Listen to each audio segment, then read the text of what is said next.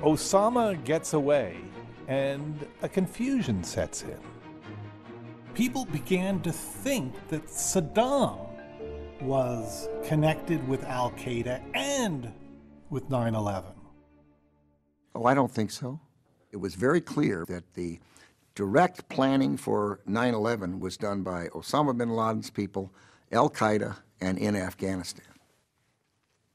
I don't think the American people were confused about that. In 2003, in a Washington Post poll, 69% said they believe it is likely the Iraqi leader was personally involved in the attacks carried out by Al-Qaeda. I don't remember anyone in the Bush administration saying anything like that, nor do I recall anyone believing that. Mr. Secretary, today in a broadcast interview, Saddam Hussein said, "There is only one truth. Iraq has no weapons of mass destruction whatsoever." And he went on to say, "I would like to tell you directly we have no relationship with Al-Qaeda." And Abraham Lincoln was short. Would you care to respond directly to what Saddam Hussein has said today?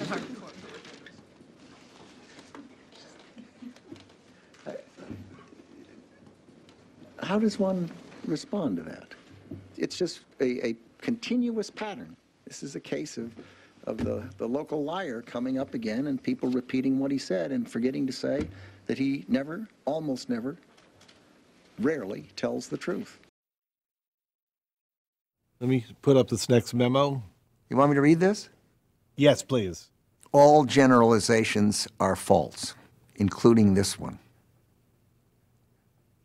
There it is. Rumsfeld survived Watergate with reputation intact. Possible vice presidential running mate with President Ford. Questions about Rumsfeld are whether he's too ambitious playing second fiddle to Reagan.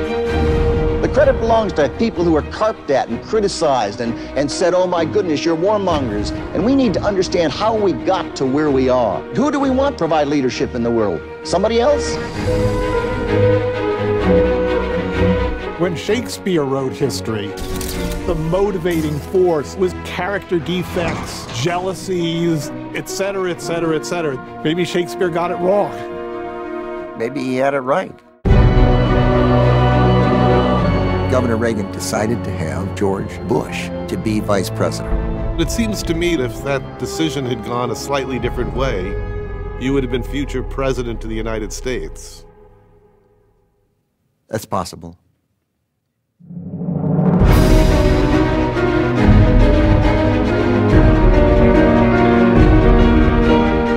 How do you think that they got away with 9/11?